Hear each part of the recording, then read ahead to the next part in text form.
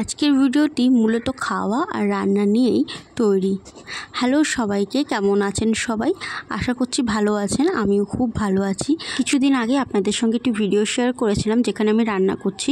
তো সেই রান্নাতেই কিছু চাল বেঁচেছিল, তো ভাবলাম আজকেও একটু ফ্রাইড রাইস করা যাক। এখন যাচ্ছি আমি চিকেন আনতে, আমাদের সামনেই দোকান। তো যাই হোক, এখন বাড়ি চলে এসেছি। এখন আস্তে আস্তে সমস্ত কিছু কাটাকুটি করে একটুখানি সব কিছু রেডি করে রাখি। তো আবার দেখা হচ্ছে, দেখতে থাকবেন, ভিডিওটি স্কিপ করবেন না। মাংসটা ভালো মতো করে ধুয়ে নিয়েছি। এখন এর উপরে আমি নুন হলুদ ভালো মতো করে লাগিয়ে রেখে দিয়েছি কিছুক্ষণের জন্য। আর এখানে অনেক কিছু আমি কাটাকুটি করেছি ফ্রাইড রাইসের জন্য, বিনস, গাজর আর ক্যাপসিকাম। আর তার নিচে রেখেছি চাল। এখানে অনেকখানি চাল রয়েছে।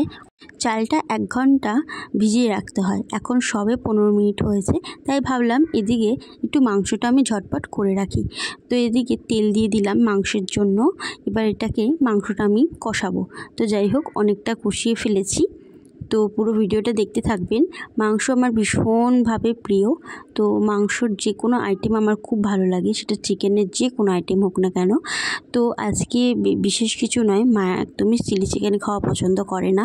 মিষ্টি জাতীয় কোনো খাবারই মায়ের সেরকমভাবে পছন্দ নয়। তো ঝাল ঝাল করে একটু মাংস কষা করব। দেখতে পাচ্ছেন মাংস প্রায় কষা হয়ে গেছে, তেল ছাড়া শুরু হয়ে গেছে। এবার এটাকে লো ফ্লেমে করে একটু ঢেকে দেব অল্প জল দিয়ে, যাতে এটা সেদ্ধ হয়ে যায় ভালো মতো করে। একটা হাঁড়ি করে আমি ফ্রাইড রাইসের চাল বসিয়ে দিয়েছি, আর একদিকে মাংসটা হচ্ছে। তো একটু ছোট্ট ক্লিপ আপনাদের সঙ্গে শেয়ার করলাম। আজকের ওয়েদারটা খুবই সুন্দর, আপনি দেখতে পাচ্ছেন। আর আমাদের বাড়ির সামনে থেকে এরকম একটা ছোট্ট ঘর দেখা যাচ্ছে, যেখানে চাষিরা কাজ করে এবং ওখানে ওরা থাকে। তো যাই হোক, আপনাদের সঙ্গেও শেয়ার করলাম। আমাদের জানলা থেকে এটা খুব পরিষ্কার দেখা যায়, ওরকম ছোট্ট ঘর আমরা সিনারিতেই দেখেছি। যাই হোক, আমার রান্না প্রায় কমপ্লিট হয়ে গেছে।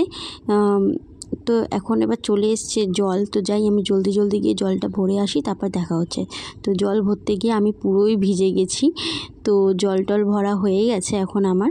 তো এসে পরে আমি একটুখানি ফ্রাইড রাইসটা রান্না করি, তার কারণ আমার ফ্রাইড রাইস অর্ধেক রান্না হয়ে গেছিলো, আর বাকিটা এখন করব। তো এখানে আমি সমস্ত গাজর ক্যাপসিকাম ভালো মতো করে ভেজে নিচ্ছি, একদম হালকা আঁচে। তো ভাজা মোটামুটি হয়ে গেছে। তো দেখো, এটা হচ্ছে আমার ফাইনাল খাবার। কেমন লাগছে অবশ্যই জানি।